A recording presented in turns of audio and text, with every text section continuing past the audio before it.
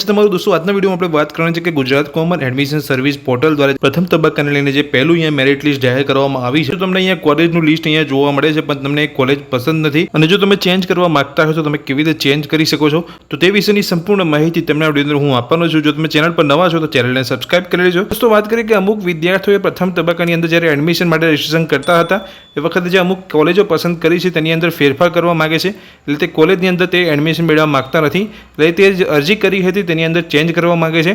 તો જો તમે ચેન્જ કરવા માંગતા હોય તો અહીંયા જે બીજા તબક્કાનું જે શેડ્યુલ બહાર પાડવામાં આવ્યું છે તેની અંદર જો તમે અરજીની અંદર જે તમે ફેરફાર કરવા માંગો છો તેની અંદર તારીખ આપવામાં આવી છે, કઈ તારીખથી કઈ તારીખ સુધી તમે તમારી જે પ્રથમ તબક્કાની જે અરજી છે તેની અંદર પણ તમે ફેરફાર કરી શકો છો, તમારી કોલેજ પણ તમે અહીંયા ચેન્જ કરી શકો છો. તો અહીંયા જે દ્વિતીય તબક્કાનું એટલે કે બીજા તબક્કાનું જે શેડ્યુલ જાહેર કરવામાં આવ્યું હતું તેની અંદર ચોખવટ અહીંયા કરવામાં આવેલી છે. તમે જોઈ શકો છો કે જે પણ વિદ્યાર્થીઓ પ્રથમ તબક્કાની અંદર જે અહીંયા એડમિશન લઈને અરજી કરી હતી તેની અંદર સુધારો કરવા માંગતા હોય તો 13/6/2025 લઈને 15/6/2025 દરમિયાન તે જે પ્રથમ તબક્કાની અંદર અરજી કરી છે તેની અંદર સુધારો કરી શકે છે. તો તમે અહીંયા જોઈ શકો છો જે વિદ્યાર્થીઓ પ્રવેશ તબક્કા 1માં અગાઉના પ્રવેશના રાઉન્ડ 1 થી 4 યુનિવર્સિટી કોલેજ ખાતે કન્ફર્મ કરાવેલ પ્રવેશ રદ કરાવેલ છે, તેમનો પ્રવેશ ઓનલાઈન અરજીમાં ક્ષતિના કારણે યુનિવર્સિટી કોલેજ દ્વારા રદ કરવામાં આવેલ છે.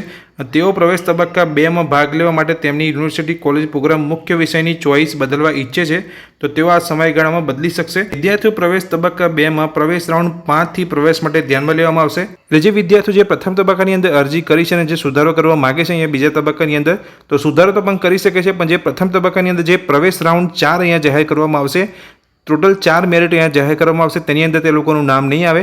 બીજા તબક્કાની અંદર જે અહીંયા 5મું રાઉન્ડ જે જાહેર કરવામાં આવશે પ્રવેશ તબક્કાને લઈને તેની અંદર તે લોકોનું નામ આવશે. જો તો અહીંયા પ્રથમ તબક્કાની અંદર જે પણ અરજી કરી છે તેની અંદર તમે સુધારો કરો છો તો તમારું જે અહીંયા મેરિટ આવશે એ પ્રવેશ તબક્કાના જે 5મો રાઉન્ડ અહીંયા જાહેર કરવામાં આવશે તેની અંદર તમારું મેરિટની અંદર તમારું નામ આવી શકે છે. દોસ્તો આ વિડીયોમાં મેં તમને જે માહિતી આપી એ ગમી હોય તો વિડીયોને લાઇક કરજો, ચેનલ પર નવા છો આ જ રીતની નવી અપડેટ મેળવવા માંગતા હોય તો ચેનલને સબસ્ક્રાઇબ કરી રાખજો. Thank you.